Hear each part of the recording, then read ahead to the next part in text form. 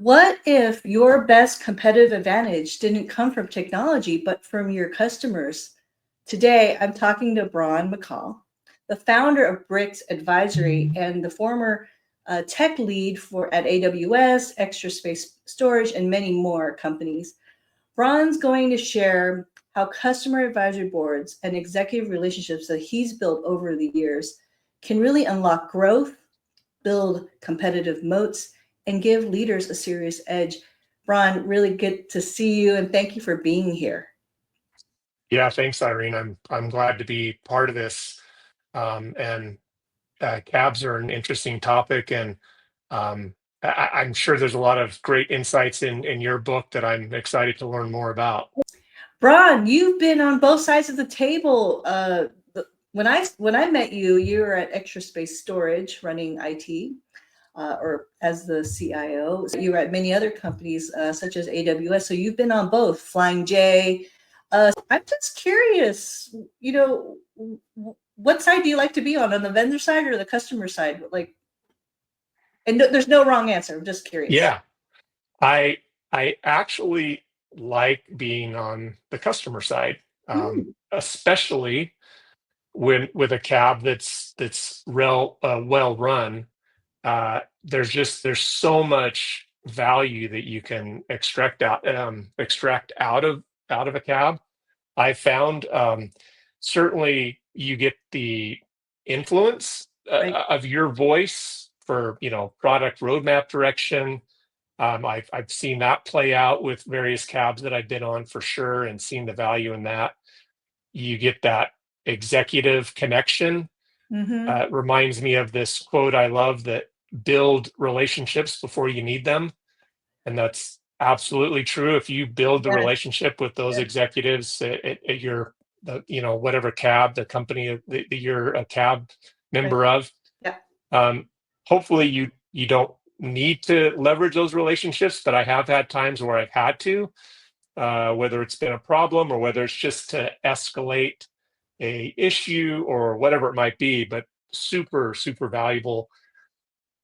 You get insight into business trends. Your vendor sees a much broader scope than maybe you have visibility to, so you can learn from that. And I found that valuable.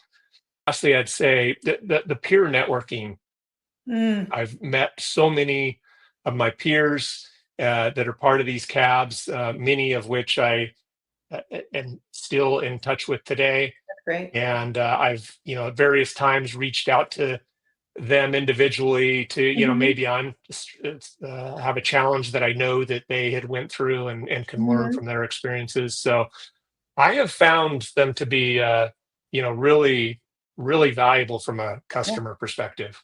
And it sounds like you've built your own kind of cab in a sense, where you have this network where you've heard their stories too, right? And I think that's great that you've leveraged it. So I got a question for you. I love your point of view on this. So from the customer side, how did the cab influence your IT priorities, timing, roadmap? Okay.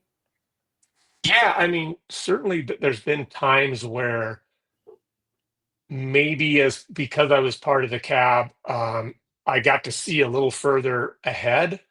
Yes. And maybe I accelerate a priority on my roadmap because I'm like, oh, I need to get ahead of this. I can see that, hey, this vendor's well down the path, and this is what they're seeing. So I need to accelerate my roadmap. And honestly, there have been a couple times too where I had some big ambition to do something, and with the insights that I gained from the vendor, I just like, just not possible yet, or today, or that might be a little ambitious. And so I've maybe pulled back. So I've done both, where I've maybe accelerated initiatives and actually pulled back at certain times. And then I'm sure you've gone back to your other peers to figure out how to do all that too, kind of start, stop, and ask them some questions. So, okay, now I want to ask you on the vendor side.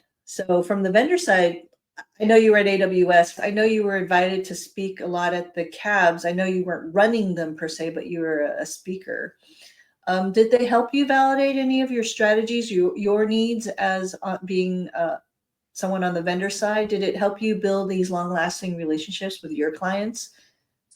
Yeah, certainly from a vendor perspective, um, you get the validation of roadmap.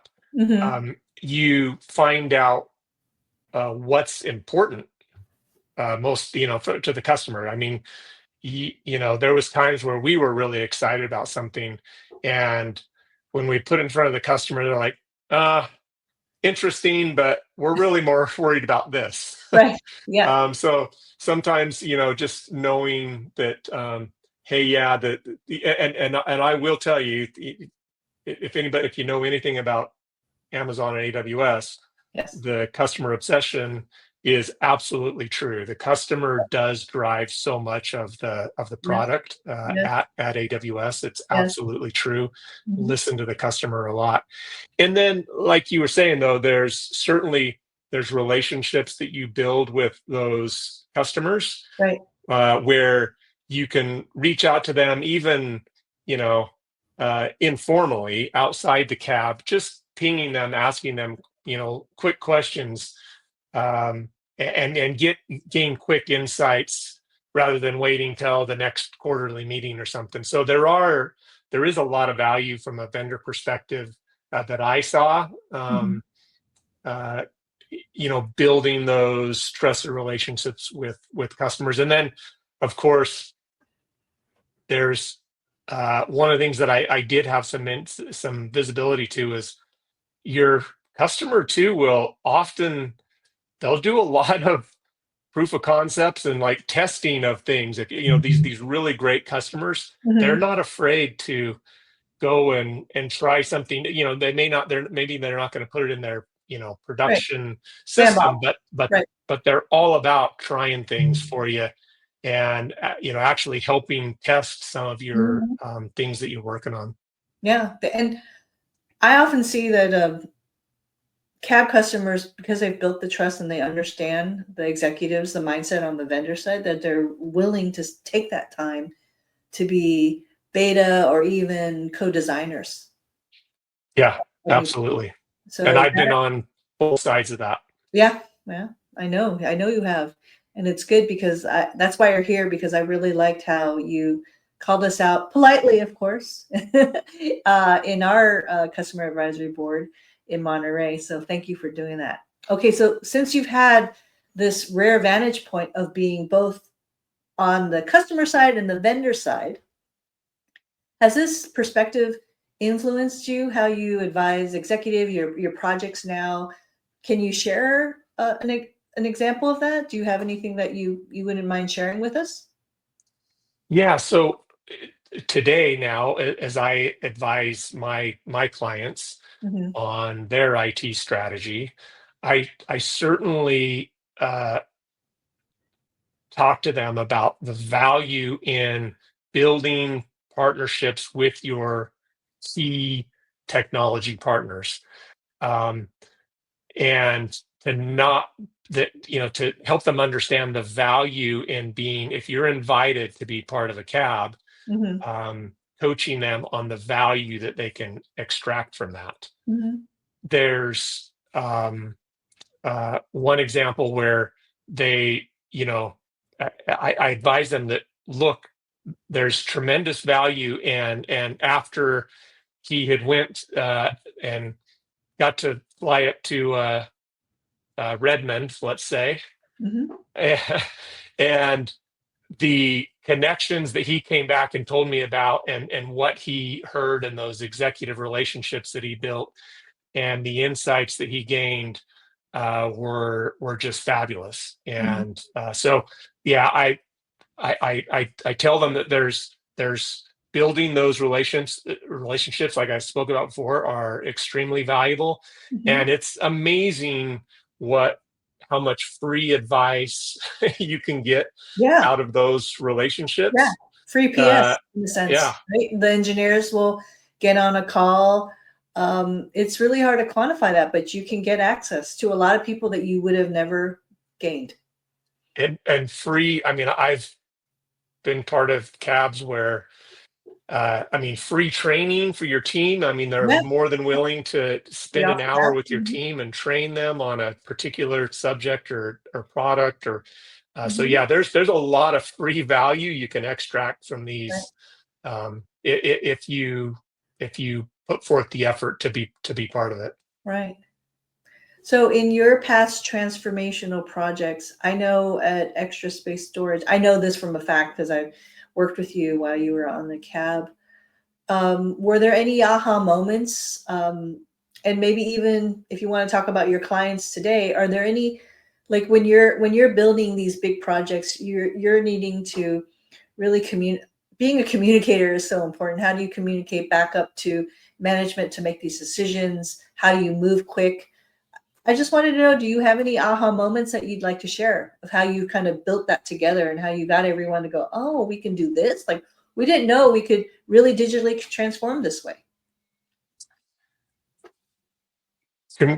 So at Extra Space Storage, really proud of the digital transformation there.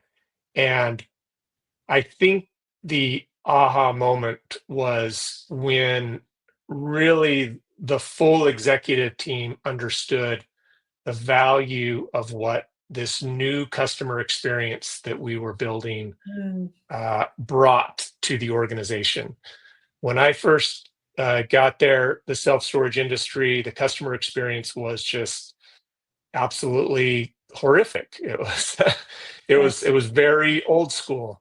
And today, and the vision that I presented at the time was, that we were seeing in so many other industries of the time was, we need to do business on the customer's terms. Prior, we made the customer do business on our terms. Mm, And so we built a strategy and a vision around making the process for the customer frictionless. And we mhm, would meet them wherever that was. If they wanted to do it on the mobile app, the website, mhm, they could still call us. That was fine too. Or if they still wanted to walk in the store to transact, right. we provided all of those avenues, but we did not force them into one particular channel. We provided them all these channels and made these channels consistent. And it took a long time for that vision to come to fruition, but Mhm, when it did, it was just fabulous. And now today, I mean, the whole industry is really caught on mhm, to this new experience. But yeah. it was definitely transformational and has provided great value to the organization. Well, I for one used it. I bought some storage on the side down in Santa Clara to move out some things to do some renovation, and it was very easy.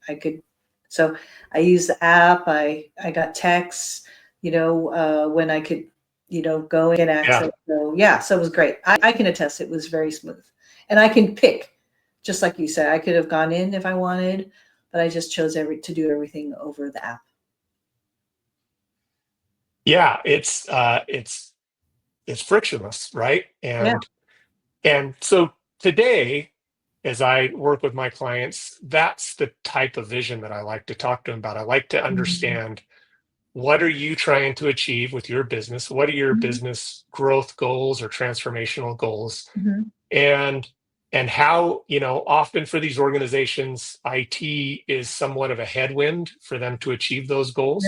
And so what I come in to do is to help them with the strategy and the operating models to right. uh, turn that into a tailwind, to make technology a tailwind.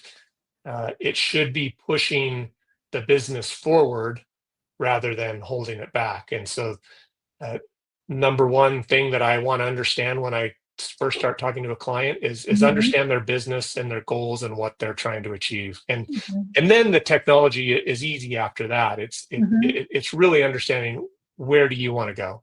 Mhm. No, that makes sense.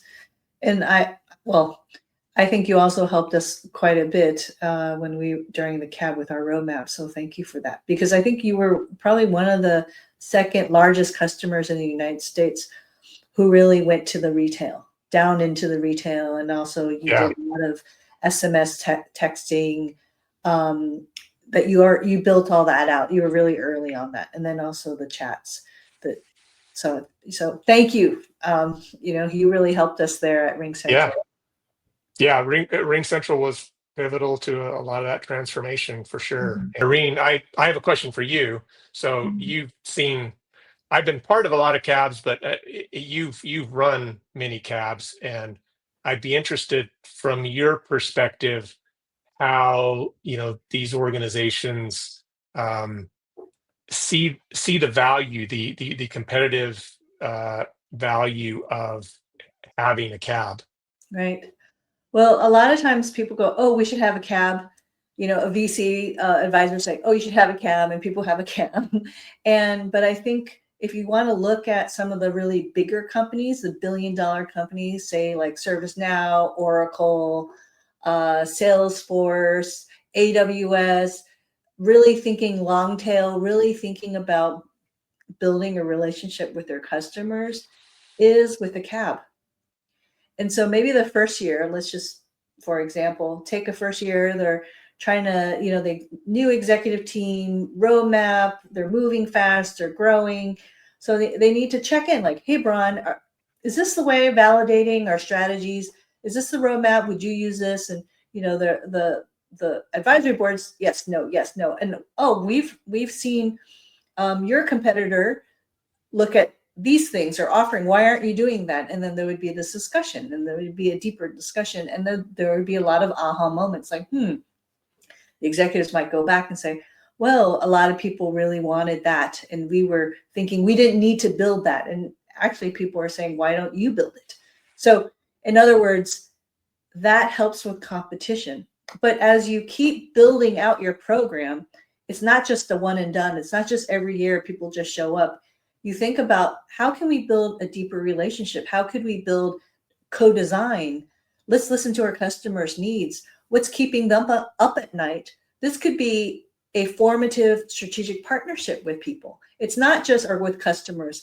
It's not like, buy more or upsell. I mean, that is very typical, and that is a metric that to sponsor the cab, that's what we need to do, is to show those metrics. But it's really that kind of long-term thinking.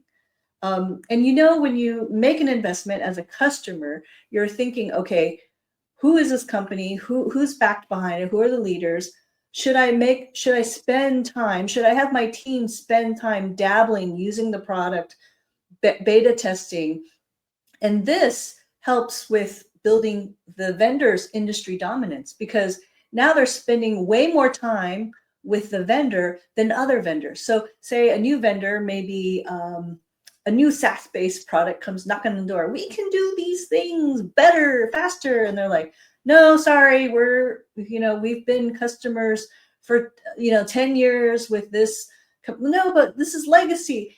And sometimes they've built these relationships with these technologies, with these vendors. Very hard for people to leave and maybe try something else. And that's what I mean about building this competitive moat. What are your thoughts? I mean, it makes a lot of sense, and I agree. As you were explaining that, I was thinking back to the various cabs that I've been on, and those relationships, and absolutely, I think they can be, and I'll admit that with some of these vendors where I was on their cab, and I considered them critical partners. I became an evangelist of the company. As I talked to my peers, I would Yeah. talk, man, you should really consider, Right. this solution. And so I think, again, it some of that's probably hard to measure, right? Right. But you but wouldn't. absolutely, there's a uh, I like the term competitive moat. It is absolutely that, for sure. Thank you. But you would have done that. Like, I know you a little bit, Bron. Like, you're very structured. Like, you would not go out of your way to do it unless you understood. We buy technology, but we buy from who actually creates the technology. So you really got to meet the executive team. You're like, okay, they're Yeah, focused on me. I can call people. I can get access. Like, I don't just have my CSM help us. I right. can now ask the PS person to show me a mock-up. if I wanted to do custom engineering, so I don't have to do it, right? So I'm going to just segue into, I aim for like the 50-50 balance of a technology and business agenda. It shouldn't just be about technology, because this is a C-suite customer advisory board. And do you prefer those, or do you prefer more technical, Bron? So that's a great topic, and Yeah. the best cabs that I have been on, Mm-hmm. absolutely. I don't know if it was exactly 50-50, but Yeah. probably close to that, Right. where um, there was topics and conversations that had nothing to do with technology or even the product. Mm-hmm. And I actually recall one time, this one particular cab that I was on, and a really great relationship with this vendor. Um, we were on their cab for years and years. They Mm-hmm. even one time had us invite one of our other executives. In this case, we brought our head of HR That's to the great. meeting as well, Yeah. and the vendor brought in their leader of that, and we had Yeah. a whole afternoon discussion around people, around culture, around how they obviously this was a very well respected uh, vendor, and to understand, and for my HR person leader Mm-hmm. to really have that connection too was super valuable. So again, had nothing to do with the product. It was talking about business, but uh, having those discussions and those insights, and um, just having a broader business discussion around you know their view of the world, and us as cab members sharing our view, having that conversation is absolutely very valuable. Right. I mean, that was one of the reasons why we selected you, Bron, because you understood sort of the larger impact of a retail, right? And then also like running 24 hours. Like once you're an extra space storage person, you can, put in your keypad in and go into your own storage anytime, right? And then you have actual people, or the franchise, the people that work there, during their business hours. Now that was a very different use case. And why I'm talking about this is that all these different businesses, maybe they're in manufacturing, they still learn from all these different industries. Like learning from Yeah, different industries, listening to different business leaders deepens the relationship and also makes it more collaborative. Like people are exchanging ideas, like, oh, I really never got to ask that HR person. Like, I'm gonna run something by that person because I met them on the board. That's the value also of the cap. That's also hard to like nail down as a metric. You said it correctly, but it's that great networking. You just get to yeah, expand your thinking and your innovation. yeah, Well, yeah. I got one last question for you. Okay. Ready? Okay, so what would you say to leaders who think cabs are just a yearly event that they should run?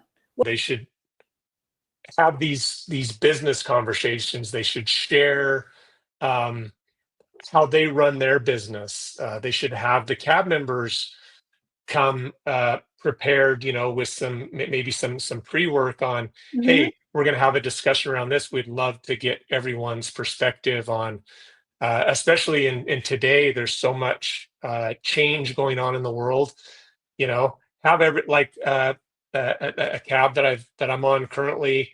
Um, we talk about tariffs, and it's a very broad group of people Hmm. here from different companies, and it's very interesting to understand how Right. how it's impacting different companies, and Yes. and that can help form my strategy.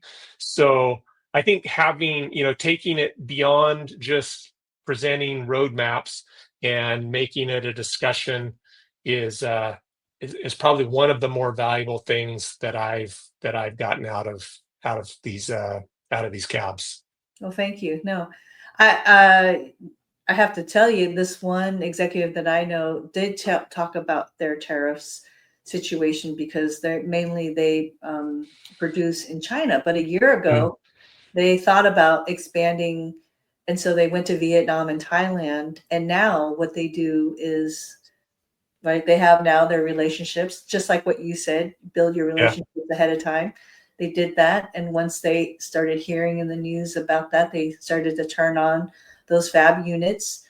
And then after that, they went through Canada somehow, and they're actually reducing their tariffs. So everyone was like, tell me more, right? So, I mean, those are the things that a part of a Yeah. cab that need to come up. And if I may, for me as a practitioner, I really like to look at the slides and make sure that we're not overdoing it. It shouldn't be show a show a show a show. It should be discussions. Yeah. And sometimes vendors want to show so much, but they need to actually kind of slow it down and maybe focus on a few things and get deeper, because then you have the opportunity, after we're talking about physical cabs, after you can have ongoing 1 hour Zoom, say, hey, we listened to you, here's what we're thinking, here's a mock-up, or here's something that we want to show you from the conversation, or we have to park that good conversation, we want to bring that up in the next month where we come together. And I think Yeah. that kind of ongoing conversation, not just see you next year, thanks, bye, and then just have like one-on-one conversations. That really does not bloom the board. It's just sort of like that one set time of you were invited to be a cabinet. Yeah. Yeah. Totally agree with you. Well, thanks, Bron. I know you're a busy person, and I thank you for your time. Okay, Thanks, Irene. thanks.